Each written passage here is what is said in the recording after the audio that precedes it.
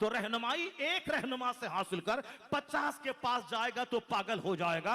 तो मिर्जा को पढ़ेगा कि ताहिरुल कादरी को पढ़ेगा कि इलियास कादरी को पढ़ेगा, किसको पढ़ेगा? शाकिर को मानेगा, शाकिर नूरी को मानेगा कि ताहिरुल कादरी को मानेगा, इलियास कादरी को मानेगा, पागल हो जाएगा। इसलिए किसी सबसे दिमाग मोड़कर मसलके आला हजरत का मुताला कर, जो बरेली से मिलेगा अकीदा उसको पहचान ले, ईमान आता। जो झूठ बोलेगा, जो गीबत करेगा, जो चुगलखोरी करेगा, जो दूसरों के टोह में लगा रहेगा, जो हमेशा गंदी फिल्में देखेगा, उसकी निगाह कमजोर होगी, उसका बदन कमजोर होगा, वो शादी से पहले हिजड़ा हो जाएगा और शादी के बाद भी अपनी बीवी के काबिल नहीं रह जाएगा। इसलिए गुटखा खाना, झूठ बोलना, गीबत करना, औरतों के पीछे पड़ा रहना, दूसरों की बहू बेटी पे बुरी निगाह डालना, मोबाइल में गंदी तस्वीरें देखना और गंदी फिल्में देखना, ये सब आंख के लिए ये सारा काम दुश्मन है। सेहत के लिए दुश्मन है, सीने के लिए दुश्मन है, कुव्वते बाह के लिए दुश्मन है, आने वाली नस्लों के लिए दुश्मन। अगर एलन मस्क जो इस वक्त दुनिया का सबसे बड़ा मालदार है, अगर वो इस रेडी चलाने वाले को कह दे कि हमारे पास जो खरबों का घर है वो घर मैं तुझको दे दूंगा, बस सिर्फ इतना काम करना है कि मेरे घर में हीरे का एक छोटा सा बुत है, उस बुत के सामने तुम्हें सर झुका देना है, मैं 1 खरब रुपए का घर तुझको दे दूंगा। अगर ईमान इसके सीने में मौजूद है, ये बंदा क्या कहेगा? ये बंदा बोलेगा कि मैं तुम्हारे खरबों के घर पे थूक दूंगा मगर ईमान का सौदा नहीं करूंगा। अब इसी से आप अंदाजा लगा सकते हैं कि कितनी बड़ी दौलत ये ईमान की दौलत है। तो अल्लाह ने, क्या आप चाहते हैं कि आपको सोने का घर अल्लाह दे दे और आपको काफिर बना दे? नहीं चाहते। जब नहीं चाहते हैं तो इतनी बड़ी दौलत बगैर मेहनत के अल्लाह ने आपको दे दी। आपने इस्लाम के लिए कोई मेहनत नहीं की है। ऐसा नहीं कि मैंने हिंदुइज्म का मुताला किया, क्रिश्चियनिटी की स्टडी की, हमने जूज़ को पढ़ा, सारे मज़ाहिब का मुताला करने के बाद तब मैं इस नतीजे पर पहुंचा कि इस्लाम हक मज़हब है, मैंने इसको कबूल किया। मैंने 10 साल तक दिमाग जलाया, बहुत सारे मुख्तलिफुल ख़याल स्कॉलर से मैंने मुलाकात की और मैंने रात भर जाग करके छान फटक की, किताबों को पढ़ा, तब मैं इस्लाम हक है इस नतीजे पर पहुंचा। करोड़ों में कोई बंदा ऐसा नहीं मिलेगा। सिर्फ इसलिए मैं मोमिन हूं कि मेरा बाप मोमिन है, मैं मुसलमान घर में पैदा हुआ हूं। मैं मुसलमान घर में पैदा हूं, यही फैक्ट है, यही सच है। अगर अल्लाह तबारक व तआला हमें अमेरिका के यहूदी घर में पैदा कर देता तो सारी जिंदगी में इस्लाम के खिलाफ फलान बनाता, मुसलमानों को मारने की बात करता, इस्लाम और इस्लाम के पैगंबर के खिलाफ बोलता। अगर अल्लाह हमें नेतन्याहू का भतीजे के घर में पैदा कर देता तो हम भी सारी जिंदगी गरीबों, माजूरों, मिस्कीनों, बीमारों, यतीमों, बेवाओं, औरतों और बच्चों और कैंसर ज़दा मरीज़ों पे बम गिराते या बम गिराने वाले का साथ देते, उनकी हिमायत करते रहते। लेकिन एहसान है उस खुदा का कि हमें उस यहूदी घर में पैदा नहीं किया, अपने फजल से हमें मोमिन घर में पैदा किया। मेरा इसमें कोई रोल नहीं है, मेरी कोई मेहनत नहीं है। आपको अल्लाह अगर हिंदुस्तान के ही किसी राजपूत और ब्राह्मण घर में पैदा कर देता तो आप क्या करते? तो आप सारी जिंदगी पानी पी पी कर इस्लाम के खिलाफ जहर उगलते, इस्लाम के खिलाफ बोलते। लेकिन एहसान उस रब्बे आला का है कि राजपूत घर में नहीं, अल्लाह ने आपको मुसलमान घर में पैदा किया। सुभान अल्लाह। जब इतना बड़ा एहसान अल्लाह ने किया है तो इस एहसान के बदले में उसका शुक्र कैसे अदा होना चाहिए। और अगर इस दुनिया में काफिरों को अल्लाह बेपनाह दौलत दे भी दे और दे भी रहा है तो इन दौलतों का अंजाम सिर्फ इतना है कि दुनिया ही में जब तक वो जिंदा है उस घर में रह रहा है, अच्छा खा पी रहा है, और उसके बाद अच्छा पहन रहा है, अच्छी गाड़ी पे चल रहा है। इसके अलावा इस दुनिया का और कोई बेनिफिट दूसरा हो तो बताइए आप। अगर हम पूरे कलकत्ता का मालिक बन जाएं तो ऐसा नहीं कि एक वक्त में 10 फॉर्च्यूनर पे चलेंगे, ऐसा भी नहीं कि एक टाइम में 50 रोटी खा लेंगे, ऐसा भी नहीं कि एक रात कलकत्ता में 50 घर मेरा है तो एक रात में 50 घर में सोएंगे, ऐसा भी नहीं। अगर मैं कलकत्ता का मालिक तो एट ए टाइम वही रोटी खानी, एक वक्त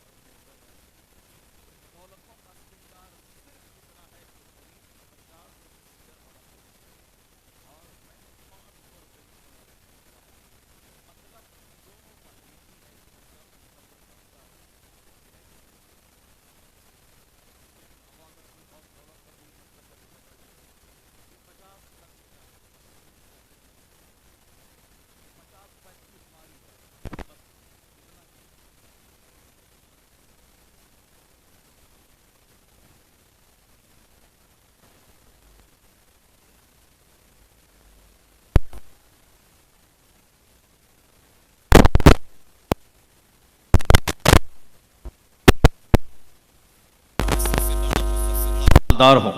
बस सिर्फ एक काम करना है कि बाथरूम में जाके जब आप लेट्रिन करें तो अपने हाथ से जो अपना लेट्रिन साफ करते हैं उस वक्त आप ये ख्याल करें कि पाखाना साफ करना ये काम तो मेहतर का था और ये काम मैं वॉशरूम में कर रहा हूं। मेरे पास पूरा कलकत्ता मेरा ही है, मेरी जेब में, मैं इसका मालिक हूं, सोने का घर मेरे पास है।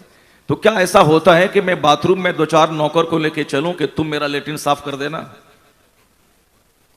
पूरी दुनिया का कोई भी गैरतमंद आदमी ऐसा करेगा नहीं, चाहे वो जो बाइडन हो, चाहे हमारे हिंदुस्तान के प्रधानमंत्री जी हों, या हमारी कोई भी लीडर हो। हम बोलने वाले कुछ हम नहीं बोलेंगे, कोई भी हो, कोई भी लीडर हो, ऐसा कोई नहीं कर सकता है कि बाथरूम में नौकर को लेके जाए। अपने हाथ से अपना पखाना साफ करना है।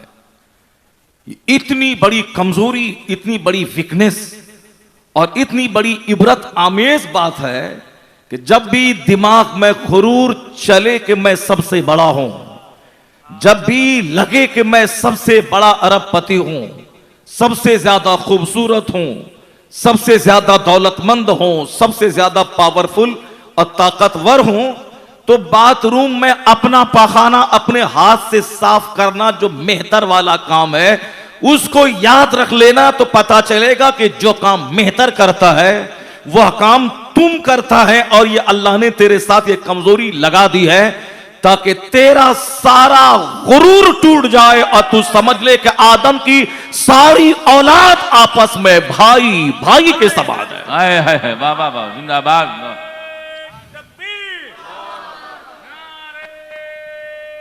चूंकि बंदा सोचता ही नहीं है, बंदा सोचता नहीं है, बंदा गौर फिक्र करता नहीं। ये जो नफरतें हैं समाज में कि हम बड़ा हम बड़ा हम बड़ा, तुम छोटा, तुम गरीब, तुम मोहताज, तुम मेरे सामने जीरो है, ये सारी बातें बेअक्ली की दलील है। ये सब कुछ इसलिए है कि जब अक्ल घट जाती है तब ये सारे जुमले जबान से निकलते हैं, वरना कुरान शरीफ में 1 दर्जन जगहों पे अल्लाह ने हमारी पैदाइश का चर्चा किया है।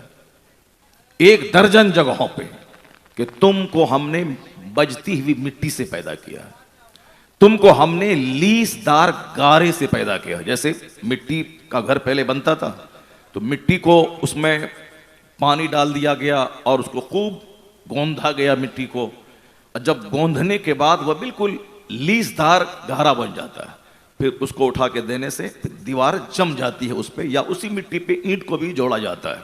उस मिट्टी से बदबू आती है, जब हम उसको रात में छोड़ देते हैं और सुबह सवेरे उस मिट्टी को गोंद के ईंट की जोड़ाई का काम लेते, उस मिट्टी से बदबू आती है। कुरान शरीफ में आया है कि इसी लीसदार गारे से तुझको पैदा किया हूं। यानी फरिश्तों ने पहले मिट्टी का पुतला बनाया, उसको गोंधा, उससे बदबू आने लगी, उसी बदबूदार गारे से इस इंसान का पुतला तैयार हुआ है। और उस मिट्टी को अल्लाह ने फिर पानी का कतरा बनाया, बाप की रीढ़ की हड्डी, मां के सीने की हड्डी में रखा। अल्लाह कहता है वलक़द खलक़नल इंसान मिन सुलालत मिन तीन, हमने इंसान को मिट्टी से पैदा किया। दूसरी सुम्मा जअलनाहु नुतफ़तन फ़ी क़रारि मकीन, फिर हमने इसे सेफ जगह पानी की शक्ल में उसको मैंने बना के रख दिया। सेफ जगह का मतलब बाप की रीढ़ की हड्डी, मां के सीने की हड्डी में। यह दोनों कतरे सीने और रीढ़ से निकलते हैं और दोनों निकलकर एक महफूज जगह यूटेरस बच्चादानी में पहुंचते हैं। 40 दिन तक वो कतरा अपनी असल हालत पे रहता है, फिर अगले 40 दिन पे वो खून का लोथड़ा बनता है, फिर अगले 40 दिन में उसमें नाक नक्शे की तामीर होती है, फिर अगले 40 दिन के बाद उसमें जान डाली जाती है। यानी 4 महीने के बाद जान डाली जाती है। 4 महीने से पहले अगर डॉक्टर कहता हो कि औरत की जान खतरे में पड़ जाएगी तो हमल गिराया जा सकता है। अगर डॉक्टर, अच्छा डॉक्टर शरीफ और नेक, आजकल तो करोड़ों में कोई ऐसा मिलता नहीं है, अक्सर लोग तो सिर्फ माल कमाने वाला और बिला वजह 10 टेस्ट लिखकर दलाली खाने वाला, नॉर्मल डिलीवरी को सिजरिंग करने वाला, एक टेस्ट से काम चल सकता है, 10 टेस्ट लिखकर शाम में पैथोलॉजी से दलाली खाने वाला, एक दवाई से काम चल सकता है। वो जानता है बंदा कि बस एक दवाई फिट है, बीमारी पकड़ लिया, तो फिर वो 4 दवाई नहीं लिखेगा तो मेडिसिन की दुकान से उसके पास दलाली कैसे आएगी। तो ये दलाली करने वाले बहुत मिलेंगे। अच्छा डॉक्टर जो शरीफ, नेक, ऑनेस्ट हो और मोमिन हो, अगर वो कह दे कि बच्चे को खतरा है तो 4 महीने से पहले हमल गिराया जा सकता है, एबॉर्शन करवाया जा सकता है। शदीद इन कैजुअल केसेस यानी इमरजेंसी केस में 4 महीने के बाद कोई केस नहीं सुना जाएगा। जब बच्चे में जान पड़ जाए, चाहे औरत की जान को खतरा हो, चाहे बच्चे की जान को खतरा हो, 4 महीने के बाद हमल नहीं गिराया जाएगा, क्योंकि वो मर्डर और कत्ल के दर्जे में आ जाता है। 4 महीने के बाद उसमें जान डाली जाती है। एक बेसिक बात मैं बताता हूं, जरा गौर से सुनिएगा। समाज घमंड से भरा है, समाज नफरतों से भर रहा है। हम बड़े हैं, उसकी क्या हैसियत है, इस तरह के गंदे जुमलों से गली कूचा, सड़क, घर, समाज, कम्युनिटी, माशरा सब भरा हुआ है। एक घर में 4 भाई, चारों अपने में चूर है। एक गली में 50-100 आदमी, सब अपने आप में मस्त है। एक मोहल्ले में 100-200 500 घर, सारे लोग अपने आप में चूर हैं। कोई किसी के पास नहीं जाता, हर आदमी ईद तनहा मनाता है। जो कोई किसी से कम हो तब ना दूसरे के यहाँ जाए, यहाँ तो सब अपने आप में मस्त है, सब मुंतजिर है कि वो आएगा तो वो आएगा, सब कोई नहीं जाएगा। जानवर की तरह ईद मनाओ, उसके बाद मर जाओ, कोई जिंदगी का सुकून नहीं। मैन चूंकि सोशल एनिमल है, आदमी को आदमी से करार मिलता है। जब तक शादी ब्याह में 10 लोग आपके पास आए नहीं, आपका घर उजड़ा हुआ मालूम होगा। आपके घर में मैयत हो, 50-100 लोग नहीं आए तो आपका घर तो कब्रिस्तान से बदतर हो जाएगा। यही तो है इंसानी, मैन इज सोशल एनिमल, इंसान समाजी जानवर है। आदमी को आदमी से सुकून मिलता है। पहले एक मेहमान आता था तो सारा गांव उसको अपना मेहमान समझता था। इनके घर में कुछ ना हो तो वहां से अंडा आ गया, वहां से मुर्गी आ गई, इधर से दाल आ गई, उधर से रोटी आ गई, मेहमान खा लिया, पता ही न चला कि घर में बेचारे का कुछ नहीं है। ये शानदार एहतमाम कहां से हो गया। पहले इंसान रहते थे। और आज अगर मेरी बेटी का रिश्ता अगर जकरिया स्ट्रीट में अगर किसी इंजीनियर से तय हो जाए, तो जो बंदा 1 मिनट मेरे पास आके बात नहीं करना चाहता, उसके पास टाइम नहीं है, वो 1 दिन का टाइम निकाल के सत्तू बांध के यहां से जकरिया स्ट्रीट जाता है और वहां जाके एक शिकायत की पोटली लेके लड़के वाले से कहता है, जहां किस चक्कर में पड़े हैं, वो लड़की ऐसी है, उसका बाप ऐसा है, उसकी माँ ऐसी है, उसका खानदान ऐसा है।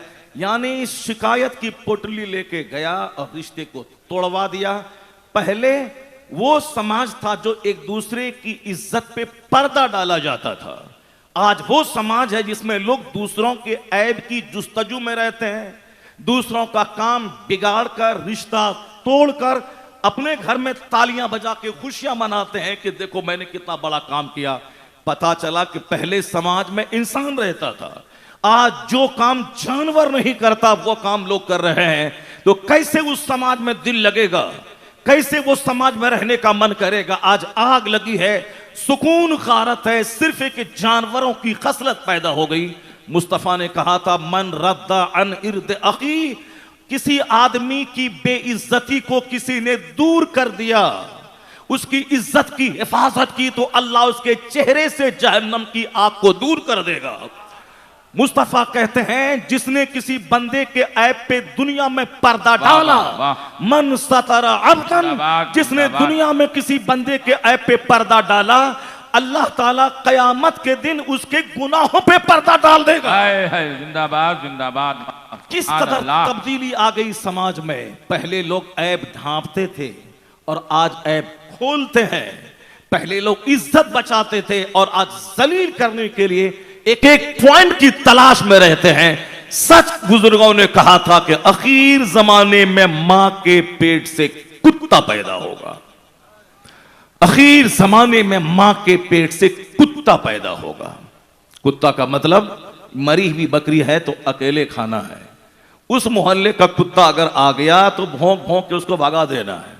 इस मुर्दार को अकेले खाना है।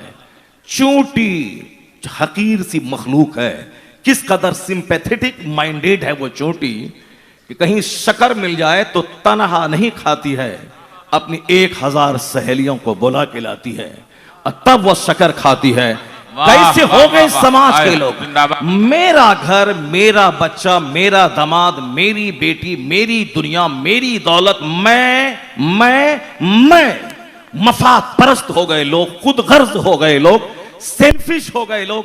इसलिए समाज नफरतों से भर गया, बीमारियों से भर गया, समाज दुश्वारियों से भर गया, समाज टेंशन से भर गया, समाज उलझनों से भर गया। एक रास्ता है वाहिद कि जब तक नफ्स की पैरवी करेगा, शैतान की पैरवी करेगा, फिल्म के एक्टर की पैरवी करेगा, क्रिकेटर की पैरवी करेगा, हाफ पैंट चड्डी पहनने वाले जोकर की पैरवी करेगा, नाचने गाने वाले की पैरवी करेगा, समाज इसी तरह दूर होता जाएगा, जंगल में भटकता रहेगा, नफरतों की आग में जलता रहेगा।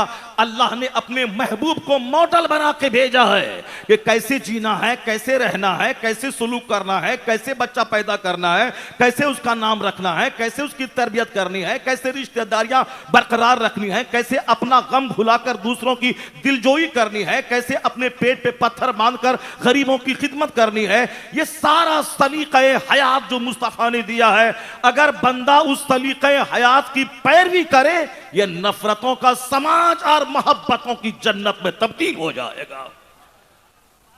चूंकि तमाम सुकून और चैन अल्लाह ने अपने महबूब की पैरवी में रख दिया है। महबूब से हट के जब से लोगों ने जीना शुरू किया, क्रिकेटर को मॉडल मान रहा है, फिल्म एक्टर को मॉडल मान रहा है, व्हाट्सएप यूट्यूब पे किसी जोकर को नाचता देख रहा है, उसको अपना लीडर मान रहा है, उसके फॉलोवर लोग बन रहे हैं। नतीजे में दूरियां बढ़ गई, मोहब्बतें घट गई। जरा गौर से सिर्फ सोचें अल्लाह ने क्या कहा है, फलयंजुरिल इंसानु मिम्मा खुलिक। आदमी को अपनी पैदाइश पे गौर करना चाहिए कि वो पैदा कैसे हुआ। वो पानी का कतरा, पहले तो मिट्टी की बात आई, लीसदार गारे की बात आई, बदबूदार कतरे की बात आई, उसके बाद अल्लाह कहता है कि हमने तुम्हें उछलते हुए पानी से पैदा किया। वलक़द खलक़नल फलयंजुरिल इंसानु मिम्मा खुलिक़ मिम्मा इन दाफ़िक़। हमने जंप करते हुए पानी के कतरे से पैदा किया। वो कौन जंप करता पानी है, यानी मनी का कतरा कूदता हुआ निकलता है, जंप करता हुआ। उसको कुरान शरीफ ने बयान किया कि जंप करते हुए पानी के कतरे से वो कूद के निकलता है, तो उससे मैंने पैदा किया। वह यानी जलील बेकद्र पानी जिसके निकलने के बाद अंग अंग नापाक हो जाता है। अक्सर हम कहते हैं कि सूअर अगर यहाँ बदन से लग जाए गुस्ल फर्ज नहीं होता है, जहां लगा वहीं धो दिया जाए। कुत्ता अगर यहाँ गोद में आके बैठ जाए, अब कुत्ते के बदन पे पूरा पाखाना हो तो पूरा बदन नापाक नहीं होता है, जहां गंदगी है वहीं धो दिया जाए। एक पोजीशन है नाइट फॉल हो जाना, यानी वही मनी का कतरा निकल जाना। तो उसके निकल जाने से बाल की सारी जड़ों में पानी पहुंचाना फर्ज है, हल्क के अंदर पानी पहुंचाना फर्ज है, नाक के नर में बांसे में पानी पहुंचाना फर्ज है, सर से लेके पांव तक कहीं भी बाल बराबर कोई जगह सूखी रही तो वह बंदा 100 बाल्टी से नहा ले फिर भी वह नापाक ही रहेगा। इसलिए गुस्ल में 3 चीजें फर्ज हैं। एक है कि दांत के तमाम जबड़ों हल्क तक कहीं भी कुछ अटका हुआ ना रहे, सारी चीजें निकाल के हर जगह पानी पहुंचाए। और दूसरा है कि नाक में ऐसे नहीं बल्कि नर्म जगह तक पानी पहुंच जाए। और तीसरा है कि सर से लेके पांव तक कहीं बाल बराबर जगह सूखी न रहे। ये गुस्ल फर्ज कब होता है? वही मनी का कतरा निकलने के बाद बस। और उसके निकलने के बाद ये खतरनाक गुस्ल फर्ज होता है जिसको करना ही करना है। तो अब वो उसी कतरे से ये इंसान पैदा हुआ है जिस कतरे के निकलने के बाद अंग अंग नापाक हो जाता। अल्लाह कहता है कि देख अपनी पैदाइश पे कि तेरी इब्तदा कैसी है, तेरी स्टार्टिंग कहानी कैसी है, तेरा आगाज कैसा है। समाज में जब कोई सीना तान के चलता तो आप क्या बोलते हैं? अरे उसी का तो बेटा है जिसका बाप मेरी गाय चराता था। जरा देख अपनी औकात में रह, जरा देख तेरा खानदान कैसा है, तेरे बाप माँ कैसे हैं। तो इस तरह के जुमले उस बंदे का गुरूर तोड़ने के लिए बोला जाता है। जब आदमी अपनी औकात भूल करके हद से आगे जाके बोलता है तब लोग कहते हैं जरा देख ले खानदान का मुंह देख ले, बाप दादे का चेहरा देख ले, कैसा था तेरा बाप दादा। ये बात हम लोग करते हैं, मगर मेरा खुदा क्या कह रहा है? फलियंजुरुल इंसानु मिम्मा खुलिक।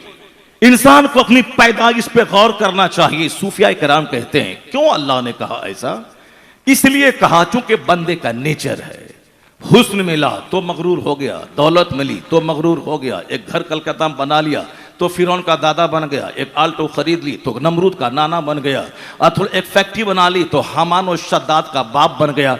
यानी घमंड के बोले I am greater than you, मैं तुमसे बड़ा हूं और तुम हमसे बड़ा कौन है। इसी घमंड के जुमले ने नफरतों को पैदा किया, मोहब्बतों को मिटा दिया। लड़ाई झगड़े केस मुकदमा, हिंदुस्तान की कचहरी लड़ाई झगड़े के मुकदमों से भरी हुई है। 90% ही लड़ाई झगड़ा। एक बालिश्त जमीन के लिए 1 करोड़ खर्च कर देना, अगर ये सब्र कर लेता, एक बालिश्त अपनी ही जमीन छोड़ देता, कुछ भी नहीं होने वाला था। एक बालिश्त जमीन से चाहे शहर हो चाहे देहात हो, उसकी कोई कीमत नहीं है। लेकिन मोच की लड़ाई बता दूंगा औकात में 1 इंच नहीं छोड़ूंगा, चाहे 1 करोड़ रुपए खर्च हो जाए, थाने वाले को दूं, डीएम को दूं, एसपी को दूं, 50 करोड़ रुपए हमको देना पड़े, रिश्वत, जेल जाना पड़े, सब गवारा है, मगर एक बालिश जमीन नहीं छोड़ूंगा। इससे बढ़कर नादानी क्या होगी? जग हंसाई भी हुई, रुसवाई भी हुई और एक बालिश जमीन के लिए 1 बीघा जमीन के बराबर पैसा भी खर्चा हुआ। मैंने अपने वालिद गिरामी से सीखा। हमारी जमीन के बाजू में मेरे घर के पास एक पड़ोसी था। मेरे वालिद ने कहा कि नहीं छोड़ूंगा, यहां जमीन मेरी यहां तक है। वो बोल रहा था नहीं नहीं ये जमीन हमारी यहां तक है। मैंने कहा अब्बा एक बालिश जमीन के लिए अमीन को बुलाओ, नापी करो, चीछा लेदर करो, छोड़ दीजिए। कहा ठीक है, तुम हम लोग मरेंगे तो जमीन तुम्हारी ही होगी। मैंने कहा हाँ हमारी जमीन होगी ना, छोड़ दीजिए उसको। छोड़ दिया। पड़ोसी तक को भनक नहीं लगी, कुछ नहीं हुआ, प्रॉब्लम हल हो गया। अभी कुछ दिन से पहले मेरा एक पड़ोसी करा था दीवार नहीं बनने देंगे, दीवार नहीं देने देंगे, दीवार नहीं देने देंगे। मैंने कहा पंचायती मैं नहीं करूंगा, थाना नहीं जाऊंगा, पुलिस नहीं जाऊंगा, तेरे सामने भी खड़ा नहीं होऊंगा। वो जमीन हमारी है, तुमको देना है, कुछ नहीं करूंगा। अगर तुम ये बोलेगा कि यहां तक आपकी जमीन है, मैं वहीं से बाउंड्री वॉल खींच लूंगा। एक बालिश जमीन के लिए जाहिलों, शराबियों, पापियों, जानियों के सामने मैं इंसाफ मांगने नहीं जाऊंगा, न थानेदार के पास जाऊंगा, न पुलिस वाले के पास जाऊंगा। एक बालिश जमीन से कुछ नहीं होने वाला है। मैंने सब्र किया, यहां तक कि मजबूर होकर 2 दिन पहले फोन किया कि जहां से आपको हो आप बाउंड्री वॉल करवाना, दीवार खड़ी कर दें। अगर मैं कहता कि मैं औकात दिखा दूंगा, मेरे पास पैसा बहुत है, मैं क्यों कमाया हूं, इसीलिए कभी जमीन छोड़ दूं, मैं दिखा दूंगा तुमको, मैं दे दूंगा 1 लाख थाने वाले को, तो उठवा लूंगा, मार्केटिंग करवा दूंगा। फिर तो सारी दुनिया कहती है मौलाना नंगा हो गया है, पैसे का गुरूर हो गया है, पैसे का घमंड हो गया है। तो आप कहते हैं कि एक बालिश जमीन की नहीं, दिखा दूंगा, मार दूंगा, काट दूंगा। ये सारी बातें गुरूर से पैदा होने वाली बातें हैं। यह इंसान कमजोर है। मकान हुआ तो गुरूर, गाड़ी खरीदा तो गुरूर, बेटी की शादी में 100 रुपए का कार्ड छपाया। कौन छपाया होगा ऐसा जैसा मैं छपाया हूं? कौन ऐसा लान बुक किया होगा जैसा मैं किया हूं?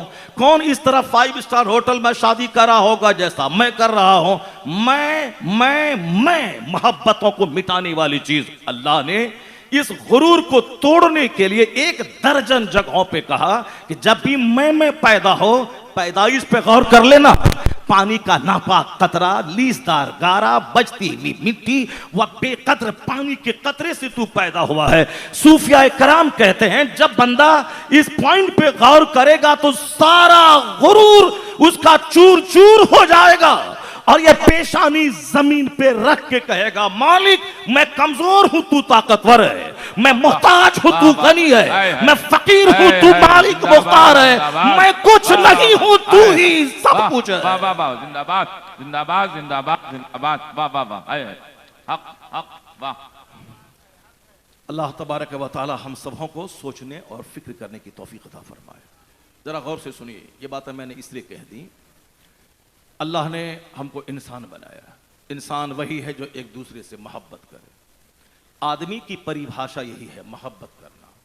आदमी की परिभाषा है दूसरों के काम आना। मोबाइल मत चलाइए, ला हौल वला कुव्वता इल्ला बिल्लाह। इसीलिए तो मैं बार बार कहता हूँ अकल अगर आपके पास है तो मस्जिद में मोबाइल चला रहा है, स्टेज पे बैठ के मोबाइल चला रहा है, मजमे में मोबाइल तो दिन रात चलाता ही रहता है यार। कम से कम इस जलसे का ख्याल तो करो कि अल्लाह रसूल के जिक्र की महफिल है। मस्जिद का ख्याल तो करो, कम से कम ये मस्जिद अल्लाह का घर है। वो नहीं, वो दिन भर चलाया है रूम में और मस्जिद में बैठ के मोबाइल लेके बैठ गया। मतलब इसका ये भी कोई पागलपनी है। एक पीर साहब को बोला उधर कलकत्ता इलाके में, बहुत बड़ा पीर साहब को, वो पीर साहब दिन भर मोबाइल चलाया कमरे में और कुर्सी पर जब बैठा शायर नात पढ़ रहा है, खतीब तकरीर कर रहा है, वो मोबाइल चला रहा है। घर में मोबाइल चला है कमरे में और स्टेज पर बैठ के हजारों पब्लिक के सामने मोबाइल चला रहा है। जरा वो नात पढ़ रहा है, निखार निजामत कर रहा है, वो तकरीर कर रहा है, कोई मतलब है, मोबाइल चला रहा है। पब्लिक के दिमाग में क्या मैसेज आएगा, पीर साहब मोबाइल चालक बन गए, ये मोबाइल चला रहे हैं। आपने कभी ताजुद शरिया मोबाइल चलाते हुए देखा स्टेज पर? जितने उलमा कराम किसके कभी नहीं देखा होगा।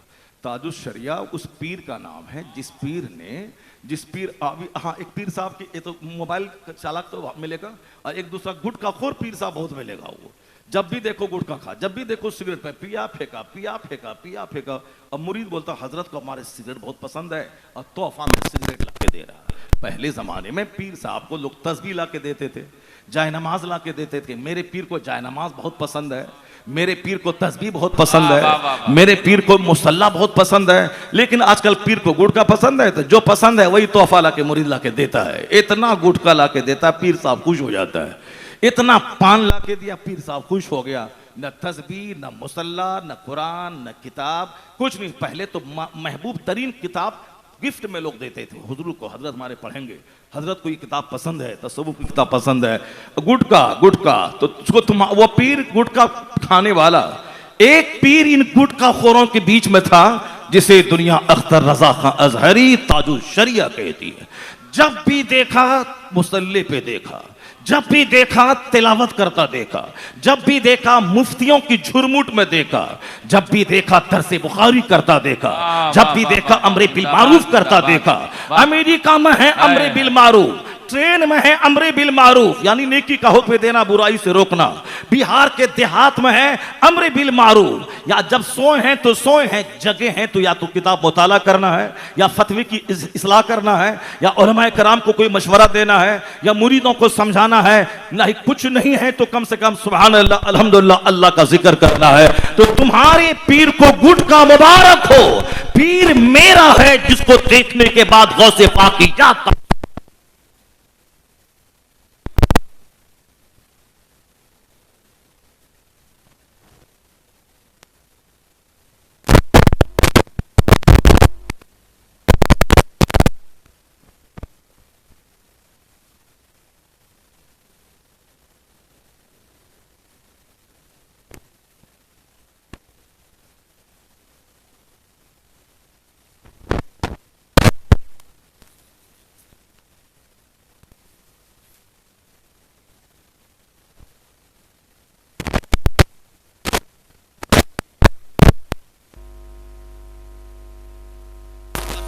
इनकलाबी शख्सियत के मालिक थे वो कि 3 साल तक अलजामतुल अजहर मिस्र में रहे, मगर एक बार भी दरियाए नील को नहीं देखा।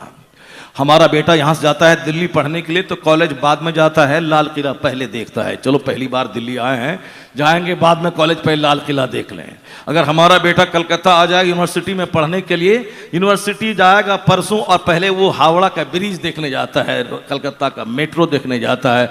जरा मेट्रो देखें, जरा हावड़ा ब्रिज देखें, जरा नेशनल पार्क देख लें, जरा विक्टोरिया पार्क देख लें। जो चीज़ देखने की है कलकत्ता में अक्सर चीज़ें देखने वाली वही होती हैं। सड़क के किनारे पीली टैक्सी है तो साहब क्या को रेड़ी है, यही सब तो है कलकत्ता में। और कहीं कहीं वो हावड़ा ब्रिज एक है और नेशनल पार्क है, वो मेट्रो हिंदुस्तान का सबसे पहला मेट्रो, कलकत्ता का मेट्रो। चाहे जो भी रहे आप उसको तौहीन में समझेंगे। कलकत्ता शहर, कलकत्ता 4 महानगरों में एक है, बहुत बड़ा शहर है कलकत्ता। हमको तो बहुत पसंद है यहाँ आना, यहाँ रहना, यहाँ खरीद करना बड़ा अच्छा लगता है। क्योंकि गरीब परवर शहर है कलकत्ता, गरीब परवर शहर है। 5 रुपया रहे तो भी पेट भर के खाना खा लीजिए। जो काम चेन्नई में और बेंगलोर और बंबई में ना हो वो सारा काम कलकत्ता में हो जाता है। किसी के घर में जाए तो पूरी और साहब वो कीमा और वो कबाब तो माशाअल्लाह ज़बरदस्त कलकत्ता का मशहूर है। तो मेरा बेटा पढ़ने आता है तो पहले हावड़ा ब्रिज देखता है, दरियाए नील हिस्टोरिकल रिवर, जन्नती नदी हिस्टोरिकल रिवर, यानी वर्ल्ड हिस्ट्री में जिसका एक नाम है दरियाए नील, दरियाए फुरात। जैसे इंडिया में है गंगा, जमुना, कावेरी, कोसी, ये सब दामोदर, ये सब इंडिया की मशहूर नदियां हैं। वर्ल्ड लेवल पे जिसकी शोहरत है वो है दरियाए फुरात, दरियाए नील। दरिया नील को तो सारे लोग जानते हैं, वो दरिया नील मिस्र में है, अजहर यूनिवर्सिटी के बाजू में है, वहीं से वो दरिया गुजरा है, वो नदी गुजरी है। और वहां दुनिया की सबसे बड़ी यूनिवर्सिटी अल-जामिअतुल अज़हर मिस्र है। 3 साल तक ताजुश शरिया वहां पढ़े मगर दरियाए नील नहीं देखा। अल्लाहु समद, दरियाए नील नहीं देखा। सिर्फ किताब, हॉस्टल, क्लासरूम, इसके अलावा नील नहीं देखा। कोहे तूर नहीं देखा जो मिस्र में है, न कुतूर देखा न नील देखा, सिर्फ किताब देखा। क्योंकि मकसद था पढ़ना, उसी मकसद पे फोकस करते रहे। पढ़ना अगर मकसद हो तो आदमी सारी तवज्जो उसी पे केंद्रित कर देता है। और जब उस पर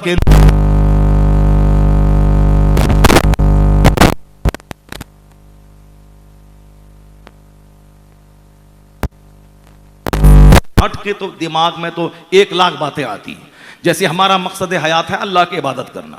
अब इबादत से बंदा हट गया तो बच्चे के लिए रो रहा है, मकान के लिए रो रहा है, कर्ज अदा करने के लिए रो रहा है, अच्छा खाने पीने के लिए रो रहा है। अल्लाह के लिए कभी नहीं रोया, जन्नत के लिए कभी नहीं रोया, अब मकान के लिए रो रहा है। तो चलो मकसद से हटा तो अब बेशुमार फालतू चीजों के लिए रो रहा है। और ये कुदरत का कानून है, जो जन्नत के लिए रोएगा वह दुनिया के मकान के लिए नहीं रोएगा, और जो जन्नत के लिए नहीं रोएगा उसको तो अपने मकान, अपनी दुकान के लिए रोना पड़ेगा। तो आज रो रहे हैं लोग दुनिया के लिए, पैसे के लिए, कारोबार के लिए रो रहे हैं। जन्नत के लिए जो नहीं रोएगा उसको दुनिया के 2 पैसे के लिए रोना पड़ेगा। मकसद पर अगर फोकस करे बंदा, बेशुमार वसवसात से, सयाह ख्यालात से बंदा बच जाएगा। न डिप्रेशन का मरीज होगा, न वह पागल होगा, न जहर खा के मरेगा, न बिल्डिंग से कूद के मरेगा।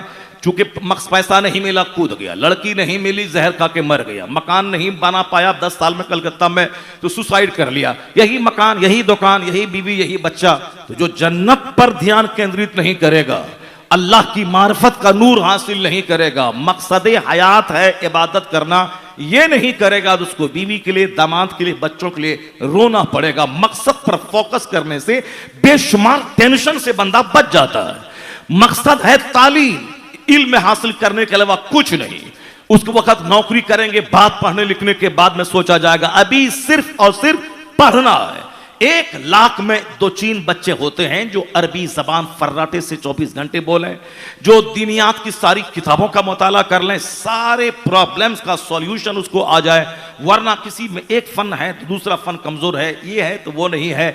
और फिर 20 साल पढ़ने के बाद जिस अरबी मदरसे में पढ़े, 1 लाइन अरबी बोलना नहीं आ रहा है।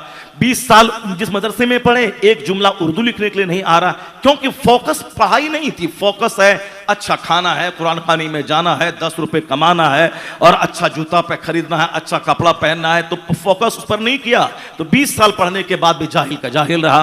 अब वह फित्नो फसाद की बातें करेगा, अब वह दूसरों के पीछे पड़ा रहेगा, खुद चूंकि अच्छा खतीब बना नहीं, मुवर्रिख बना नहीं, मुसन्निफ बना नहीं, मुअल्लिफ बना नहीं, एक जबरदस्त इमाम बना नहीं, मुहद्दिस बना नहीं, मुफक्किर बना नहीं, तो अब वो क्या करेगा? वह दूसरों के पीछे पड़ा रहेगा कि हम यहाँ हैं तो हमको 300 मिलता है, वो आया तो 30,000 मिल गया, यही सब सोचता रहेगा। फोकस तालीम पे जो करेगा वह पढ़ने के बाद नहीं मोहताज रहेगा इज्जतों का, बल्कि वह भागेगा नहीं मदरसा से, बल्कि मदरसे ही में रह के मुताला करके तमाम लोगों में आला तरीन इज्जत का मालिक हो जाएगा।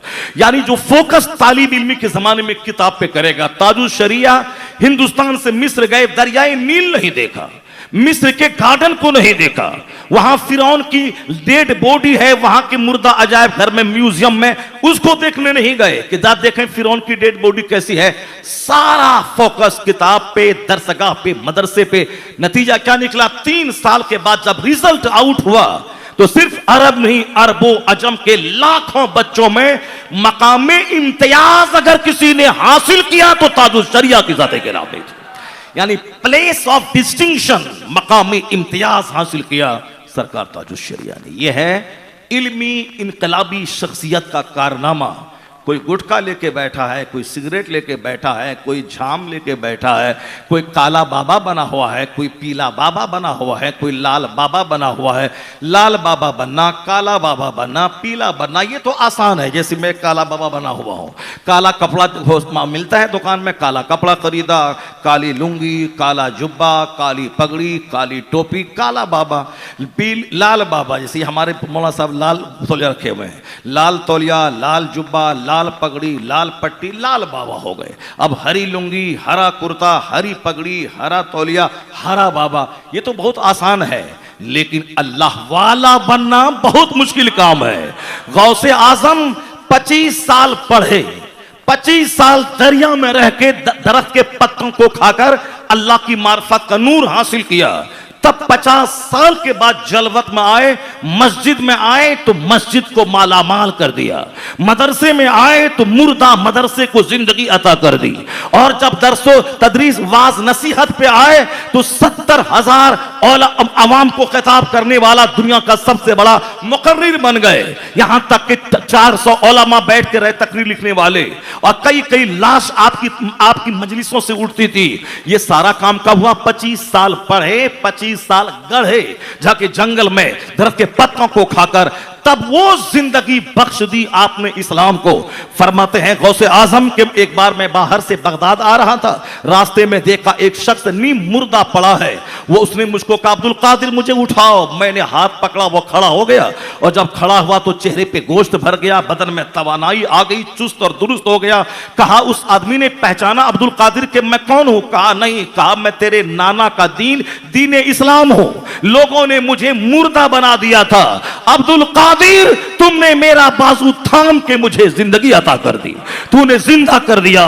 कहते हैं गौसे पाक के जब मैं बगदाद की जामा मस्जिद में पहुंचा, पहली बार मैंने देखा कि लोग दो सफ में खड़े होकर कहते हैं अस्सलामु अलैका या मुहय्यद्दीन, ए दीन के जिंदा करने वाले आपको सलाम।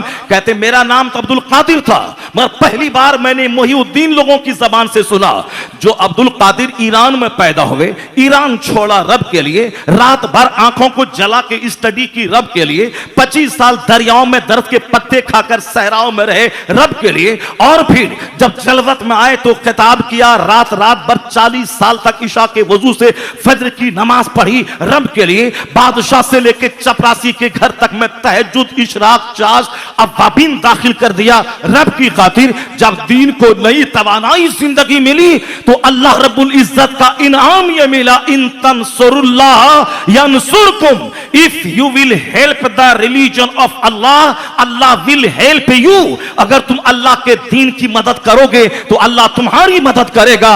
अब्दुल कादिर ने दीन को तकवीयत पहुंचाई तो अल्लाह ने अब्दुल कादिर को बगदाद से उठाया और वो शोहरत के आसमान पे पहुंचा दिया।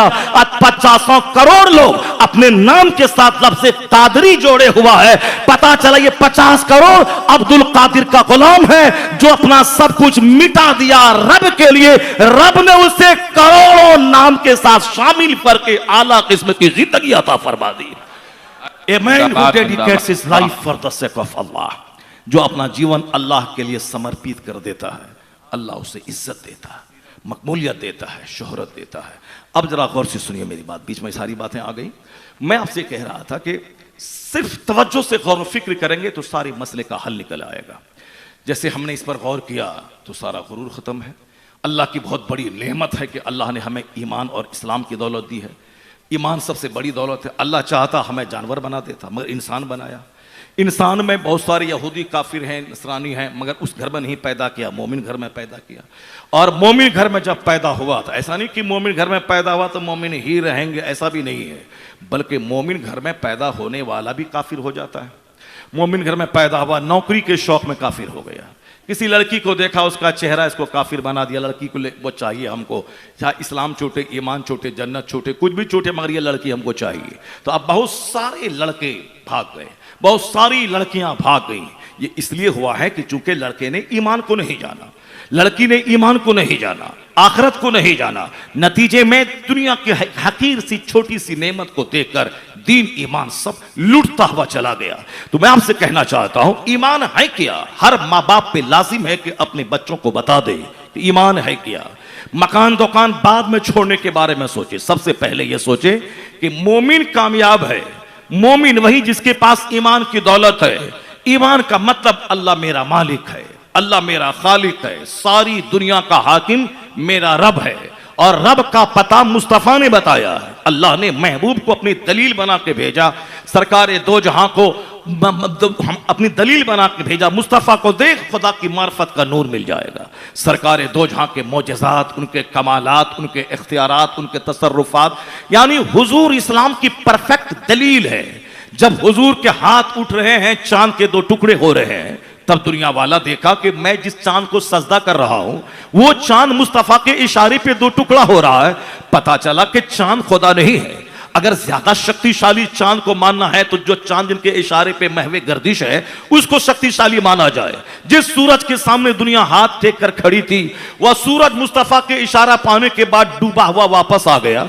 दुनिया ने देखा कि जिस सूरज को मैं कहता हूं शक्तिशाली, ये तो उनके इशारे पे डूब करने के बाद भी निकल आता है। इसका मतलब है कि इससे ज्यादा शक्तिशाली मुस्तफा है। पत्थर के सामने दुनिया खड़ी है, मगर वो पत्थर मुस्तफा के कदमे नाज को पाकर अपने सीने में हुजूर के पाक के नक्श को उभार लेता है। पत्थर में वज्द आ जाता है, जलजला बर्पा होता है, पत्थर कांपने लगता है मुस्तफा के कदम को देखकर। तो अब एक पत्थर का पुजारी वह देख ले कि पत्थर से ज्यादा, पत्थर जिसके इशारे पे नाचे कूदे उछले, पत्थर जिसके इशारे पे फट जाए, वो तो मुस्तफा है। तो अब सारी दुनिया आए मुस्तफा के पास। शक्तिशाली को ही अगर खुदा कहना है, आओ मुस्तफा के पास। सूरज से ज्यादा ताकत यहां है, चांद जिनकी गुलामी करे वो यहां है, पत्थर जिनका कलमा पड़े वो यहां है, जानवर जिनको सजदा करे वो यहां है। अल्लाह ने दलील बना के मुस्तफा को भेजा।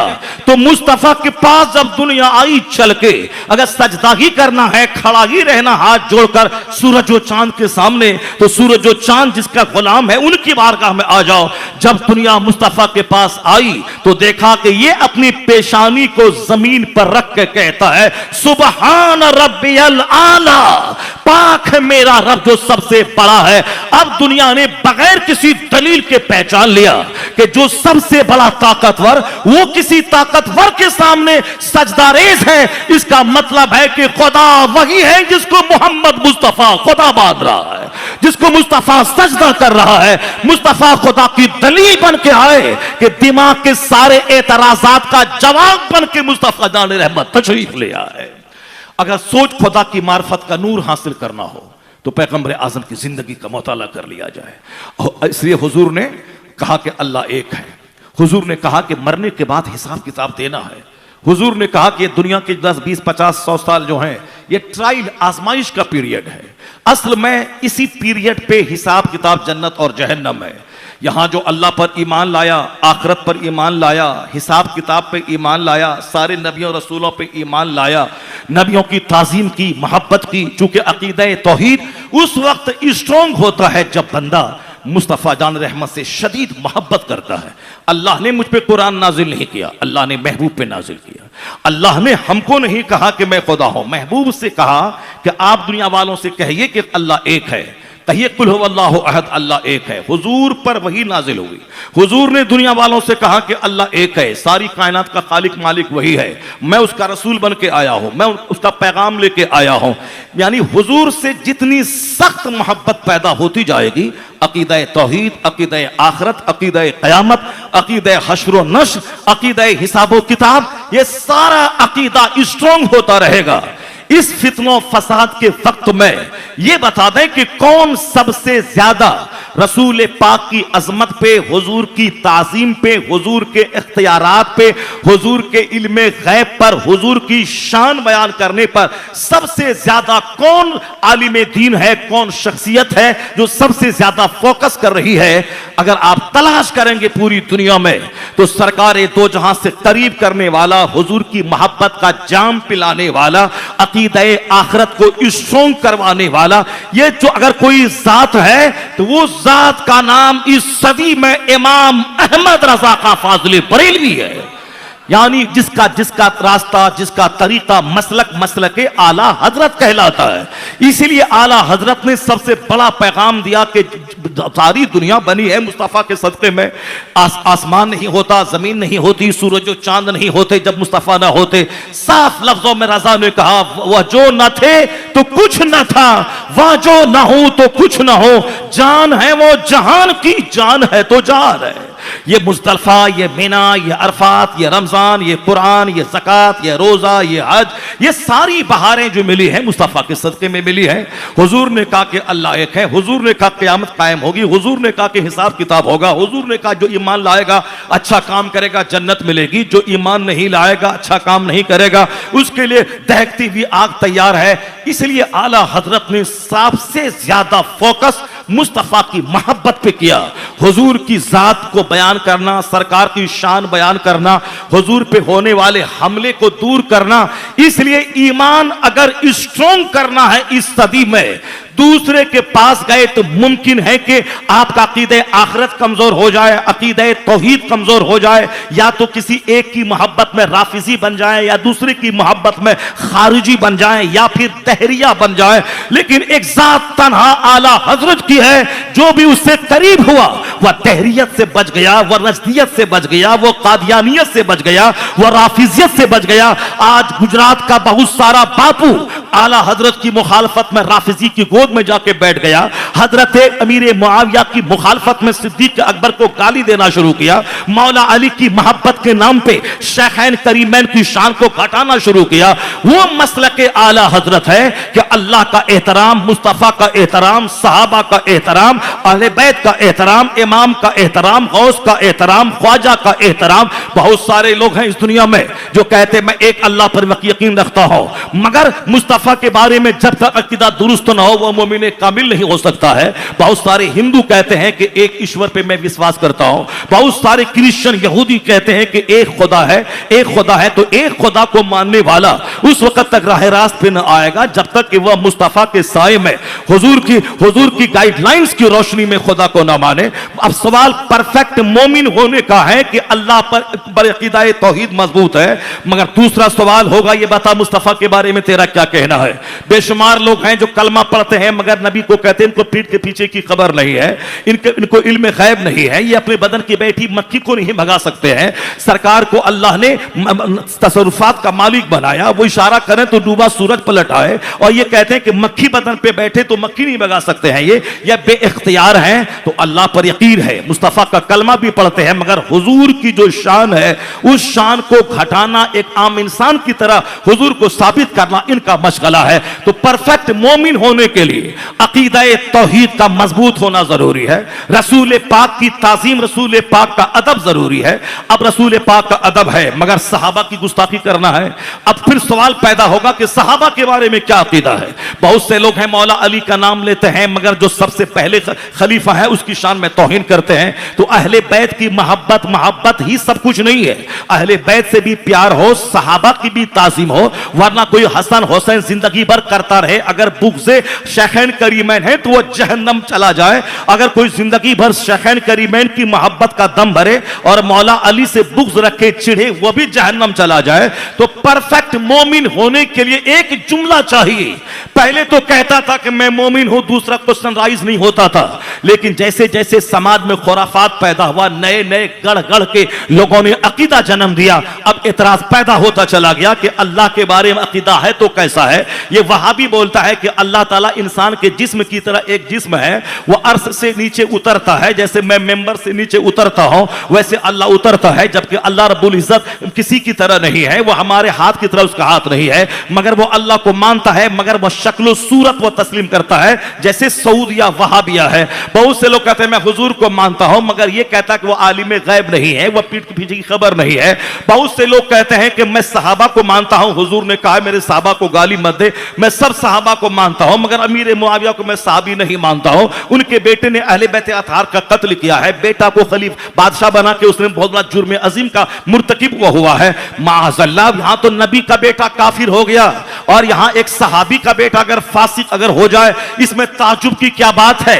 मगर अक्ल जब छीन ली जाती है तो बंदा इतिहास पढ़ता है, कुरान नहीं पढ़ता, बंदा तारीख पढ़ता है, हदीस नहीं पढ़ता। तारीख कोई आदमी लिखता है जिसमें गलती का एहतमाल है, मगर कुरान अल्लाह का कलाम है, हदीस मुस्तफा का कलाम है। वह तारीख जो हदीस और कुरान से न टकराए वो एक्सेप्टेबल है, और जो तारीख कुरान हदीस से टकराए उसे रद्दी की टोकरी में डाल दिया जाए, क्योंकि फर्स्ट एंड फॉरमोस्ट हमारे लिए रिमार्केबल है कुरान करीम और हदीस पाक। ये तारीख पढ़ पढ़ के सहाबा को गाली देने वाला, अमीर मुआविया की शान घटाने वाला, मौला मौला करने वाला, मौला मौला करते मर जाओ, मगर होगा वो जहन्नमी अगर सिद्दीक अकबर की तौहीन करता है, अगर उमर फारूक आजम की शान घटाता है, हजरत उस्मान गनी को गाली देता है, तो मौला मौला करना काम नहीं देगा। ये जो पाकिस्तान के चंद सरफिरे ये व्हाट्सएप मैगजीन देख करके हमारे बच्चे जो मौला मौला मौला कर रहे हैं, हमारे बच्चे जो नात खानी उसी स्टाइल में कर रहे हैं, हमारे बच्चे हिंदुस्तान के वह इंजीनियर मोहम्मद अली मिर्जा के प्रोग्राम देखकर उनके वीडियोस को देख के इनका दिमाग खराब हो रहा है। मैं कहता हूं तुम हिंदुस्तान से बड़ा कौन है? पाकिस्तान। जिस पाकिस्तान के मौलवी की तू पैरवी करता है, वहां के शायर की तू पैरवी कर रहा है, वहां के वीडियोस को देख के उसकी नकल तू इंडिया में कर रहा है। वह हिंदुस्तान में क्या नहीं है जो तू पाकिस्तान को देखता है? बरेली हिंदुस्तान में है, अजमेर हिंदुस्तान में है, हिंदुस्तान में है, दिल्ली हिंदुस्तान में है, कुतुबुद्दीन बख्तियार काकी हिंदुस्तान में है, साबिर पाक हिंदुस्तान में है, मुफ्ती आज़म हिंद हिंदुस्तान में है, ताजुश शरिया हिंदुस्तान में है, कायदे मिल्लत हिंदुस्तान में है, और अभी सबसे बड़े रहनुमा हुजूर मुहद्दिस कबीर अल्लामा ज़ियाउल मुस्तफा हिंदुस्तान। जिंदाबाद जिंदाबाद जिंदाबाद, वाह वाह वाह वाह, अल्लाहु अकबर, या रसूल अल्लाह।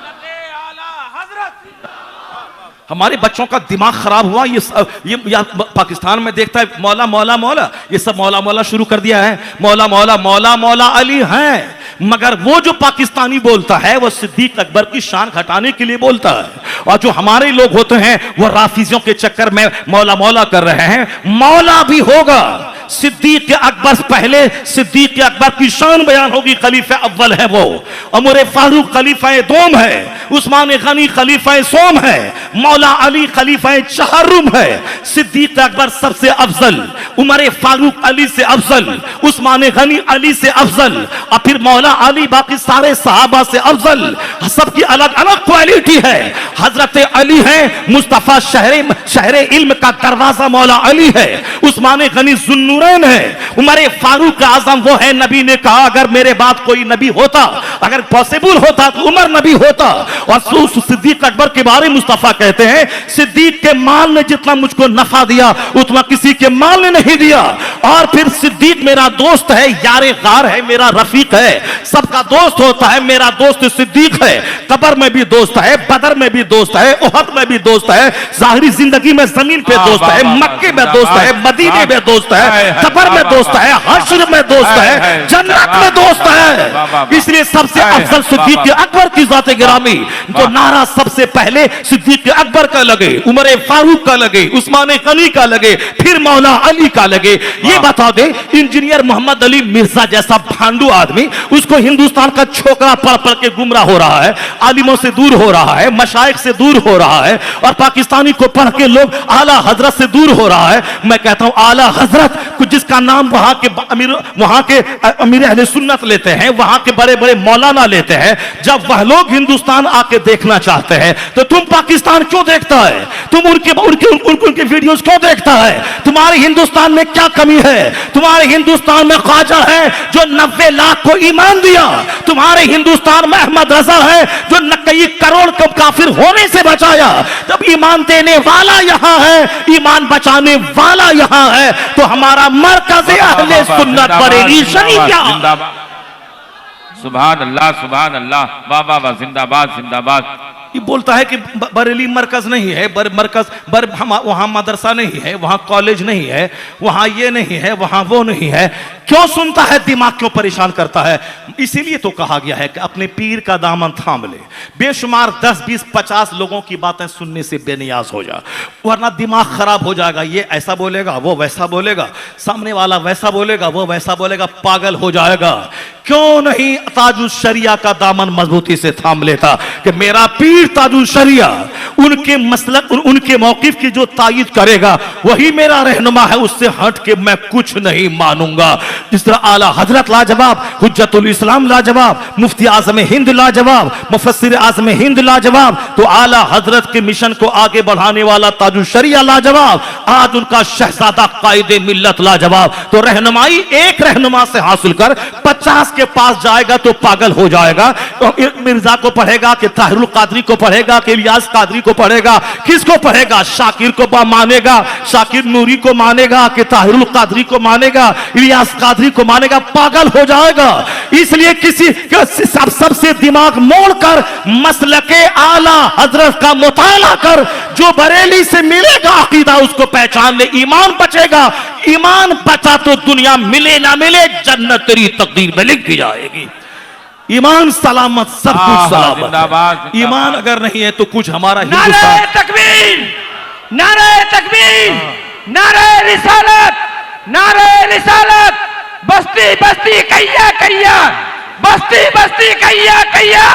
ताजुल शरिया, ताजुल शरिया, इल्म का दरिया, फैज का दरिया, ताजुल शरिया, ताजुल शरिया। मेहमान काबा कौन बना? मेहमान काबा कौन बना? ताजुल शरिया, ताजुल शरिया, मौलाना ज़हरे जिंदाबाद।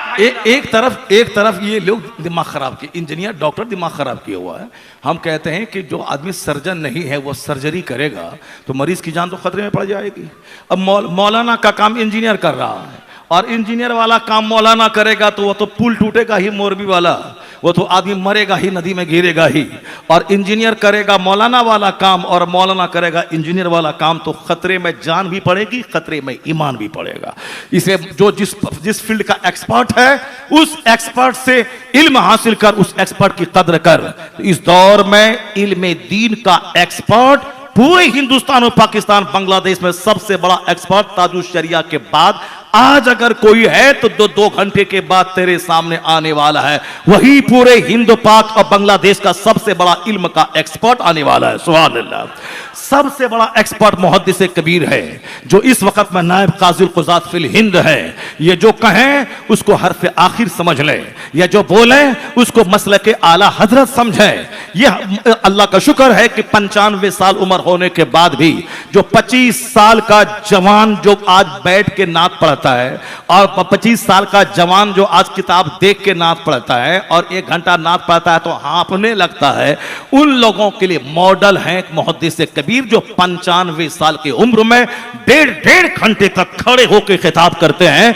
ये 60 साल वाला बिस्तर पे पड़ा हुआ है, ये 95 साल का आदमी ये 1.5 घंटा खड़े होकर खिताब कर रहा है। जो साल में 1 बार तकरीर करता है मोदी जी, आधा घंटा 1 घंटे में 5 बार पानी पीता है, और ये 95 साल की उम्र में 1.5 2 घंटे खड़े होकर किताब करता है। न किताब देखते हैं न पानी पीने की नौबत आती है। आखिर ये कौन ताकत है? वहां वो थक जाता है इसलिए कि वो गलत झूठ बोलता है, और ये कुरान हदीस बोलता है। मुहद्दिस कबीर के पास हदीस की ताकत है जो 95 साल में 18 साल के जवान की तरह ताकत राहत पाता सुभान है। अल्लाह, जो झूठ सुभान बोलेगा, अल्लाह। जो गीबत करेगा, जो चुगलखोरी करेगा, जो दूसरों के टोह में लगा रहेगा, जो हमेशा गंदी फिल्में देखेगा, उसकी निगाह कमजोर होगी, उसका बदन कमजोर होगा, वो शादी से पहले हिजड़ा हो जाएगा और शादी के बाद भी अपनी बीवी के काबिल नहीं रह जाएगा।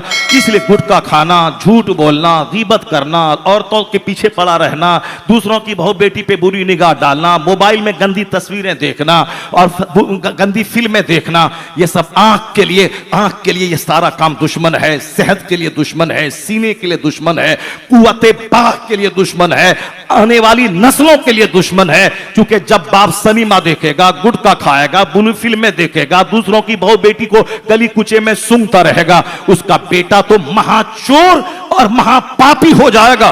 क्योंकि ऐसा दुनिया में नहीं होता है कि मां रहे फिल्में देखने वाली, नाचने वाली और बेटा नमाजी शरीफ पैदा हो जाए, बाप रहे गुटखाखोर बेनमाजी और बेटा उसका वली पैदा हो जाए। नहीं होता इस दुनिया में। कुदरत के कानून के हिसाब से दुनिया चलती है। आम के पेड़ से सेब नहीं निकलता है, गेहूं डालकर वहां से बासमती धान नहीं निकलता है, कपास से वहां अखरोट नहीं निकलता है। जैसी जमीन वैसी फसल। तो शादी लज्जत के लिए मत किया कर। शादी होती है एक अच्छी औलाद को दुनिया में छोड़ने के लिए, और अच्छी औलाद बंजर जमीन से नहीं पैदा होती है। आम के पेड़ से आम, कटहल के पेड़ से कटहल। तो उसी तरह जैसी मां वैसा बच्चा, जैसा बाप वैसी औलाद। तुमने नहीं देखा जब बाप है दिन भर जिहाद करने वाला और रात भर सजदा करने वाला, कभी खिलाफे तकवा कोई काम हो जाए उस दाग को धोने के लिए 10 साल गुलामी करने वाला, उसके बाद भी माफी ना हो तो फिर क्या हो, लूली लंगड़ी अपागिज गोंगी से ब्याह करने वाला, ताकि यह दाग यहीं धुल जाए। कयामत के दिन अल्लाह के सामने बेदाग होके जाओ। मामूली सा जुर्म, 10 साल की नौकरी, उसके बाद लूली लंगड़ी अपागिज गोंगी लड़की से शादी करने पे रजामंद हो जाना अल्लाह के डर से, ताकि सारा दाग यहीं धुल जाए। कयामत के दिन में बेदाग होके जाओ। जब बाप ऐसा लाजवाब हो कि रात उसकी लाजवाब, दिन उसका लाजवाब, तकवा लाजवाब, और मां इसी की लूली लंगड़ी अपाहिज। बाप ने कहा था वह हुस्न जमाल की मुजस्समा। लूली इसलिए कि हाथ से कोई बुरा गलत काम ना हुआ, पांव से कोई गलत काम ना हुआ, जबान से कोई गलत बात नहीं निकली, और फिर पूरा बदन गुनाहों से सेफ है। जब मां ऐसी हुई और बाप ऐसा लाजवाब हुआ, तब दोनों के मिलन से जो फसल पैदा हुई है वो ऐसी लाजवाब फसल कि दुनिया में कयामत तक के सारे वलियों का सरदार अब्दुल कादिर जिलानी की शक्ल में दुनिया बच्चा पैदा हुआ है। जब बाप उठे सैयद गयासुद्दीन जैसा लाजवाब, और मां रात भर मुसल्ले पे बैठकर जिक्र अस्कार करने वाली, और रात के 12 बजे के बाद पेट से कलमा शरीफ की आवाज सुनने वाली, तो फिर उसी कोख का जब बच्चा पैदा हुआ, वह बच्चा 90 लाख काफिरों को कलमा पढ़ाने वाला मोइनुद्दीन अजमेरी पैदा होता है। जब बाप हो मुफ्ती नकी अली खां और मां हो तहज्जुद गुजार, तब बेटा अहमद रजा का पैदा होता है। और जब बाप मुजद्दिद आजम और फिर मां तहज्जुद गुजार, तब बेटा मुफ्ती आजम हिंद जन्म लेता है। और जब दादा हुज्जतुल इस्लाम के काफिर देखे तो कलमा पढ़े, और नाना मुफ्ती आजम हिंद फासिद देखे तो वली हो जाए। अब बाप मुफस्सिर आजम हिंद 1 लाख मुरीदों की मौजूदगी में मुरीदों के सामने हाथ नहीं फैलाने वाला, और मां इसी लाजवाब के दीन की खिदमत का मरकज है मदरसा। मदरसिन की तनख्वाहों के लिए जेवर बेचना पड़े बेचकर मदरसिन की तनख्वाह दिलाने वाली। जब मां इसी लाजवाब, बाप ऐसा लाजवाब, दादा लाजवाब, नाना लाजवाब, तो उसी कोख का बच्चा हुआ 10 करोड़ कमोबेश मुरीदों का मुर्शिदे बरहक अख्तर रजा का अजहरी ताजुशरिया पैदा हुआ। इसीलिए शादी ब्याह से लज्जत के लिए क्या मत क्या कर, शादी ब्याह में फोकस क्या कर कि लड़की कैसी है। क्योंकि आने वाला जो बच्चा है, जो तुम्हारी निशानी है, अल वलदु सिर्रुल अबी, यानी औलाद अपने बाप का सीक्रेट और भेद होती है, और औलाद ही तेरी निशानी है। औलाद को देखकर दुनिया वाले तुझको पहचानेंगे। तो शादी या गोरा रंग 5 दिन में काला हो जाता है, और यह टाइट बदन 50 साल के बाद ढीला हो जाता है। उसके बाद फिर ना तेरे पास कमर रहेगी, ना उसके पास हुस्न रहेगा, फिर तो दोनों मौत का इंतजार करेगा। तो क्यों अपनी औलाद को खराब करके दुनिया वालों के सामने अपने आप को जलील करता है। हुस्न को तरजीह मत दे, किरदार को तरजीह दे, कैरेक्टर को तरजीह दे। और यह बात मौलवी नहीं, तेरे पैगंबर का कहना है कि तेरा पैगंबर कहता है, तेरे नबी कहते हैं कि वो काली कलोटी दीनदार औरत, काली कलोटी दीनदार औरत तेरे हक में बेहतर है। तेरे हक में बेहतर है काली कलोटी दीनदार औरत तेरे हक में बेहतर है। हुजूर ने फरमाया ला तज़व्वजू हुन्ना ले हुस्ने हिन्ना, सिर्फ हुस्न देखकर शादी मत कर, यह हुस्न उसे मगरूर बना देगा, यह माल उसे मगरूर बना देगा। अगर अखलाक देख के शादी किया तो फिर यहां तेरा कलेजा ठंडा होगा, और अगर तू मर गया तो फरमा बरदार औलाद तेरे लिए यादगार बन के दूसरों को तेरा मैसेज पहुंचाने वाली यादगार बन के रहेगी।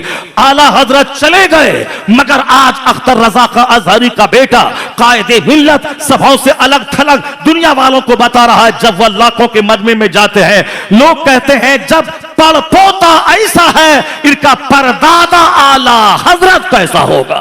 अल वलदु सिर्रुल अबी। बातें तो बहुत सारी हो सकती है मगर मेरे पास टाइम नहीं है। मैं सिर्फ यह कहना चाहता हूं कि इस दौर में एक डिफिनेशन चाहिए जिसके बाद अगला कोई क्वेश्चन राइज नहीं होता हो। यह परफेक्ट मोमिन है। अगर आप बोलेंगे अल्लाह पर यकीन है, रसूल पाक के बारे में सवाल होगा। अगर रसूल पाक से मोहब्बत है तो सहाबा के बारे में सवाल होगा। सहाबा से मोहब्बत है तो अहले बैत के बारे में सवाल होगा।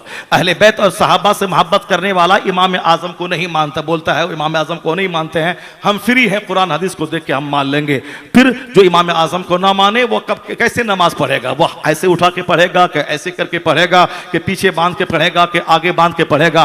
परेशान हो जाएगा, मर जाएगा। इन इमामों ने मेरे लिए जीना आसान कर दिया है। उन्होंने तहकीक की है और गोता लगाया है इल्म के समंदर में, और हमारे सामने उन्होंने नारे रिसालत, हुजूर गाज़ी मिल्लत, उलमाए अहले सुन्नत, मसलके आला हजरत, इमाम अहमद रजा कॉन्फ्रेंस, नारे तकबीर, नारे रिसालत। सुभान तशरीफ अल्लाह। रखें, आप हज़रात तशरीफ रखें, बैठ जाएं बैठ सारे जाएं, लोग। बैठ जाएं, बैठ बैठ जाएं। जाए माशाअल्लाह। ये देख लें सब, सुभान अल्लाह। ये देखें हमारा शेर हिंदुस्तान का आ गया। सुभान अल्लाह, सुभान सुभान अल्लाह, सुभान। दूसरा सब शेर तशरीफ वो रखिए। साहब सब दबक के बैठा है। देवबंद का शेर दबक गया, नदवा का शेर दबक बैठ गया, जाए। और बरेली का शेर पार्लियामेंट में भी चिंगाड़ता है और पटना में असेंबली में चिंगाड़ के हुकूमत वक्त को हिला देता है। अब वो शेर आ गया है जिसकी दहाड़ से पार्लियामेंट में मोदी जी डरते रहे, और जिनकी दहाड़ से अभी बिहार की असेंबली में जो मुखालिफ लोग हैं वो सब डरते रहते हैं। अब पता नहीं इसकी जबान खुलेगी तो अब ये शेर क्या बोलेगा। अल्लाह तबारक व तआला इस शेर को सलामत रखे और सेहत व तंदुरुस्ती के साथ लंबी उम्र अता फरमाए। मसलक हक, मसलक आला हजरत की खिदमत की सआदत अता फरमाए। बहुत सारे लोग मसलक का नाम लेते हैं और काम सिर्फ अपना करते हैं, मगर ये हमारा शेर चाहे असेंबली में रहें, चाहे पार्लियामेंट में रहें, चाहे चौपाल पे रहें, चाहे 1 लाख के मजमे में रहें, कुछ भी हो जाए मगर मसलक का सौदा मेरा शेर नहीं करता है। अल्लाह तबारक व तआला मसलक आला हजरत के इस सिपाही को खूब चीख चिल्लाकर अपने भेड़ों को बेदीन और मुसले कुलियों से, बेदीनों से बचाने की तौफीक अता फरमाए। मैं कह रहा था कि इस दौर में एक ऐसा नाम जिसके लेने के बाद अगला कोई सवाल नहीं हो, इमाम आजम के बारे में तेरा क्या अकीदा है? बहुत सारे लोग कहते हैं कि गौसे आजम से पहले मेरे सिलसिले का शेख आया है, इसलिए गौसे आजम से बड़े मेरा पीर है। बताएं, गौसे आजम सारी वलियों के सरदार है, और ये कहते हैं कि मेरा पीर मेरे खानदान का उनसे पहले आए हैं, इसलिए उनसे बड़े हैं। गरीब नवाज के मानने वाले कहते हैं गौसे आजम से बड़े मेरे गरीब नवाज हैं, चूंकि इनका जो सिलसिला है यह गौसे आजम के लोगों से भी बड़ा सिलसिला है। तो अब आपका दिमाग खराब होगा, किसकी बात माने, इसकी माने, उसकी माने। इसलिए न अली मोहम्मद इंजीनियर मोहम्मद अली मिर्जा की माने, न किसी ताहिरुल कादरी की माने, न किसी अमीर अहले सुन्नत की माने, न खुद साख्ता अमीर अहले सुन्नत की। बात अगर माने तो सिर्फ आला हजरत की माने, बात माने मुफ्ती आजम हिंद की माने, बात माने कादुल शरिया की माने, और आज के दौर में बात माने हुजूर मुहद्दिस कबीर अल्लामा ज़ियाउल मुस्तफा की माने। मैं कहना चाहता हूं एक नाम है जिसके बोलने के बाद दूसरा कोई क्वेश्चन राइज हो ही नहीं सकता है। वह नाम है क्या? वह नाम है मसलके आला हजरत। अगर किसी से पूछा कि तू किसका फॉलोअर है, अगर वह मसलके आला हजरत का नाम लेता है, इसका मतलब है कि अकीदे तौहीद मजबूत है, अकीदे रिसालत मजबूत है, अकीदे सहाबा मजबूत है, अकीदे अहले बैत मजबूत है, अकीदे अइम्मा सलामत है, अकीदे औलिया सालिहीन सलामत है। तो एक नाम है रजा का, जिसमें क़ज़ा का अदब, मुस्तफ़ा का अदब, अहले बैत का अदब, सहाबा का अदब, अइम्मा का अदब, औलिया का अदब, सारा अदब शामिल है। उसी का मजमुआ मसलके आला हजरत है। मसलक के आला हजरत की रस्सी को मजबूती से थामे रखें, इसी मसलक पर मजबूती से अमल करें। ईमान सलामत है तो कभी माल के लिए चेहरा मैला मत करें। कुरान शरीफ में आया है कि अगर ये माल बहुत बड़ी चीज अगर होती तो अल्लाह ताला काफिरों को एक घोंट पानी तक नहीं देता। यह हदीस पाक में आया है और कुरान शरीफ में आया है कि अल्लाह तबारक व तआला काफिरों को इतनी दौलत दे देते, अगर दौलत को देखकर सारे लोग काफिर ना हो जाते। वलौला अन यकून अन्नासु उम्मतन वाहिदा लजअलना लिमन यकफुरु बिर्रहमान लिबुयूतिहिम सुकुफम मिन फिद्दा व मआरिज अलैहा यज़हरून। अल्लाह कहता है अगर सारे लोगों के काफिर होने का चांस नहीं होता तो हम अपने मुनकिरों को इतनी दौलत देते, उनके मकान की छतें चांदी की बना देते, उनके मकान की सीढ़ियां चांदी की बना देते। ला जअलना लिमन यकफुरु बिर्रहमान लिबुयूतिहिम सुकुफम मिन फिद्दा व मआरिज अलैहा यज़हरून। पैसा के चलते आपके बच्चे ईमान बेच रहे हैं, लड़की के चलते आपके बेटे ईमान से भाग रहे हैं, पैसा और जवानी के जज्बात में बहकर आपकी बेटियां काफिरों के साथ भाग रही है। मकान, दुकान, इंजीनियर, डॉक्टर के चर्चा बाद में होगा। सबसे बड़ा फरमाबरदार, वफादार, खैरखा बाप वो है जो किराए के घर में बच्चों को छोड़ दे मगर ईमान की दौलत उसको देके चला जाए। इसीलिए इंजीनियर, डॉक्टर साहब, मिनिस्टर और डीएम, एसपी की बात बाद में होगी। पहले सबसे पहले बच्चे की घुट्टी में इस्लाम और ईमान पिला दें ताकि कोई लड़की का हुस्न उसके ईमान को चुरा ना पाए और कोई नौकरी का शौक उसके ईमान को लूटने ना पाए। इसीलिए अल्लाह ने इस आयत में खोल के बता दिया अगर सारे लोगों के काफिर होने का चांस नहीं होता तो हम अपने दुश्मनों काफिरों को इतनी दौलत दे देते, उनके मकान की छतें चांदी की बना देते, उनके मकान की सीढ़ियां चांदी की बना देते, उनके मकान के दरवाजे और फर्नीचर वाले बयूतहिम अबवाबन व सुरुरन अलैहा यत्तक़ून व ज़ुख़रुफ़ा। उनके घरों के दरवाजे, उनके घरों के फर्नीचर हम सब चांदी की बना देते। ज़ुख़रुफ़ का माने गोल्ड भी होता है, ज़ुख़रुफ़ का माने ऑर्नामेंट यानी सजावट भी होता है। अल्लाह कहता सोने चांदी और आराइशों से सजा देते काफिरों का घर। अगर ऐसा कर देते तो सारे लोग इसको देख करके काफिर हो जाते। इसलिए मैंने नहीं किया ऐसा। अगर ऐसा कर भी देता तो आगे कर फरमाता अल्लाह वाइन कुल्लु ज़ालिका लम्मा मताउल हयाती दुनिया। अगर हम सोने का घर भी काफिरों को बना देते तो कितने दिन तक वह इस घर में रहता, कितने दिन तक, 50, 60, 70 साल, उसके बाद खरबों साल, बेगिनती साल कहां रहेगा। मरने के बाद का एक दिन 50,000 साल के बराबर है आखिरत का। तो अल्लाह कहता है वल आखिरतु इंदा रब्बिका लिल मुत्तकीन। आखिरत की सारी रहमतें, सारी भलाइयां, सारी जन्नतें मुत्तकीन के साथ में है। तो इस दुनिया में ईमान बचा के रहा, गुनाहों से अपने आप को बचा के रखा। 70 साल 1 सेकंड है तो 1 सेकंड सब्र करना, काफिरों के जुल्म पे सब्र करना, पड़ोसी के हसद पे सब्र करना, माल की किल्लत पे सब्र करना, बीमारी पे सब्र करना, अपना घर ना हो तो सब्र करना और बाल बच्चे ना हो तो भी सब्र करना। 70-80 साल सब्र करना 1 सेकंड है। 1 सेकंड सब्र के साथ गुजार देना, ईमान बचा के रखना, तो जैसे मौत आएगी जन्नत की सारी बहारें अल्लाह तुझको अता फरमा देगा। वल आखिरतु इंदा रब्बिका लिल मुत्तकीन। आखिरत की सारी भलाइयां, सारी बरकतें मुत्तकीन के साथ खास है। आखिरत इतना जबरदस्त टॉपिक है, कई बंदा डिप्रेशन का शिकार नहीं होगा, कभी वह जहर नहीं खाएगा, कभी वह ऊपर से नहीं कूदेगा। सब्र सब्र सब्र, और सब्र हमेशा जिंदा रहता है और जुल्म हमेशा मरने के लिए पैदा हुआ है। नमरूद आज जिंदा नहीं है मगर जनाब इब्राहिम आज जिंदा है। 200 करोड़ मुसलमान जब नमाज पढ़ते हैं कहते हैं अल्लाहुम्मा सल्ली अला मुहम्मद व अला आले मुहम्मद कमा सल्लैता अला इब्राहिम व अला आले इब्राहिम। नमरूद मर गया, इब्राहिम जिंदा है। फिरौन डूब गया मगर जनाब मूसा अलैहिस्सलाम जिंदा है। यजीद मिट गया मगर हुसैन जिंदा है। जुल्म मिट गया, सब्र जिंदा है। तो यह फैक्ट है कि अमेरिका मर जाएगा, इस्राइल मिट जाएगा मगर फिलिस्तीन का सब्र जिंदा रहेगा। किबले अव्वल आजाद होगा, फिलिस्तीन आजाद होगा, पूरी दुनिया में एक काफिर नहीं बचेगा, एक मजहब मजहबे इस्लाम होगा, एक मसलक मसलक अहले सुन्नत व जमात रहेगा। मुस्तफा सच्चे, मुस्तफा की बात सच्ची। एक यहूदी भी भागकर किसी दरख्त की पनाह लेगा, फयकूलु शजर, दरख्त बोलेगा यहूदीयुन वराई, यहूदी मेरे पीछे है, या तो कत्ल किया जाएगा या कलमा पढ़ के मोमिन बनेगा, तो जुल्म मिट जाएगा, सब्र जिंदा रहेगा। जिन लोगों ने सब्र किया है फिलिस्तीन में 70 साल से, आज उनको हमारी तरह शक नहीं है इस्लाम में। वह सूखी रोटी चूर चूर करके खाती है और ये फिलिस्तीन छोड़ने का मशवरा अपने शौहर अपने बेटों को नहीं देती है, इसी आस पर के बेटे इस्लाम हक है, मुस्तफा हक है, किबले अव्वल हक है, आज नहीं तो कल सही कोई सलाहुद्दीन जन्म लेगा जो किबले अव्वल को यहूदियों के नरगे से आजादी दिलाएगा।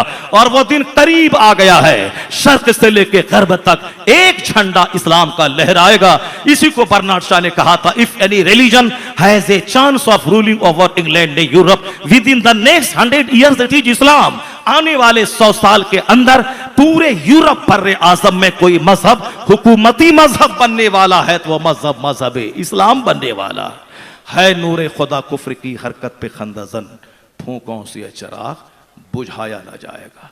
ईमान सबसे बड़ी दौलत है, उसकी हिफाजत कीजिए। ईमान को बचाने के लिए नमाज पढ़ना, नमाज के लिए मस्जिद जो इस्लामी तहरीक का मरकज है उस मरकज को सलामत रखना। क़यामत के दिन कोई दरख्त मकान दीवार नहीं होगा, दीवार नहीं रहेगी, सिर्फ अल्लाह के अर्श का साया रहेगा। उस अर्श के साए में जिन खुश नसीबों को जगह मिलेगी उसमें से एक खुश नसीब वह होगा, रजुलुन क़ल्बुहु मुअल्लकुम बिल मसाजिद, यानी वो शख्स जिसका दिल मस्जिद से लटका हुआ रहेगा, अल्लाह उसे अपने अर्श का साया नसीब फरमाएगा। जरा जोर से बोले सुभान अल्लाह। मोमिन जिसका दिल मस्जिद से लटका हुआ है, फजर पढ़ के गया जोहर के लिए लटका हुआ है, जोहर पढ़ के गया असर के लिए लटका हुआ है, असर पढ़ के गया मगरिब के लिए लटका हुआ है, मगरिब पढ़ के घर गया इशा के लिए दिल मस्जिद में लटका हुआ है, तो अल्लाह के रसूल क्या कहते हैं, रजुलुन क़ल्बुहु मुअल्लकुम बिल मसाजिद, जिसका दिल मस्जिद से अटका लगा हुआ रहता है, अल्लाह क़यामत के दिन अपने अर्श का साया नसीब फरमाएगा। और जो सुबह से वो मस्जिद की तरफ जाता है तो वह फतह और ईमान का झंडा लेके जाता है, और जो सुबह सबसे पहले बाजार के लिए जाता है वो शैतान का झंडा लेके जाता है। इन्ना अहब्बल बिलाद इलल्लाह मसाजिदुहा, नबी कहते हैं, बुखारी मुस्लिम हदीस में आया है, द डियरेस्ट प्लेसेस आर मसाजिद, यानी सबसे ज्यादा पसंदीदा जगह अल्लाह को मस्जिद है, और सबसे ज्यादा अनप्लीजेंट प्लेस यानी नापसंदीदा जगह अल्लाह के नजदीक बाजार है, जहां झूठ की खेती होती है। तो पसंदीदा जगह के लिए जो अपना माल खर्च करेगा, पसंदीदा जगह के लिए जो अपनी भागदौड़ जद्दोजहद को करेगा, तो समझ लें कि अल्लाह को पसंद है मस्जिद की तामीर, तो जो माल खुश नसीब है वह माल इस मखसूस पसंदीदा जगहों के लिए खर्च होगा। अल्लाह तबारक व तआला आप सबों को इस मस्जिद की जदीद तामीर में हिस्सा लेने की तौफीक अता फरमाए। हमारे मुखलिस आलिम दीन, हमारे शेर अहले सुन्नत मौजूद हैं, ये आपसे खिताब भी करेंगे और फिर आपके मरे हुए दिलों को जिंदा करके इस मस्जिद के लिए ताबुन भी हासिल करेंगे। कुछ अब 2 दिन अपने घर में नहीं गोश्त मछली बनाएंगे, आप नहीं कोई काम करेंगे, बल्कि अपने गाढ़ी कमाई दिया आने वाला साल इसी दिन जलसा हो, उस दिन बाद जमात नमाज इस मस्जिद में अदा हो। सुभान अल्लाह। ऐसा होगा कि ना होगा? हो जाएगा ना इंशाअल्लाह। बस सारे लोग, मोहल्ले के लोग, बाहर के लोग, ज़्यादा फ़र्ज़ बनता है मोहल्ले के लोगों का, चूँकि हर इलाकों में मस्जिदों की तामीर हो रही है, हर जगहों पे खर्चा है, तो आप अपना बिल्कुल प्योर माल अपनी गाढ़ी कमाई मस्जिद में लगा दें, ताकि दूसरों मोहल्ले की मस्जिद 1 साल में तैयार होती है, आपकी मस्जिद 3 महीने में तैयार हो जाए। अल्लाह तबारक व तआला आप सबों की मेहनतों को कबूल फरमाए। अल्लाह ताला इस मजलिस को कबूल फरमाए, इस मजलिस की बरकत से मस्जिद की तामीर का काम आसान फरमा दे और आप सबों को इसमें हिस्सा लेने की तौफीक अता फरमाए। आमीन। व आखिरु दाअवाना अनिल हम्दुलिल्लाहि रब्बिल आलमीन। अस्सलामु अलैकुम व रहमतुल्लाह।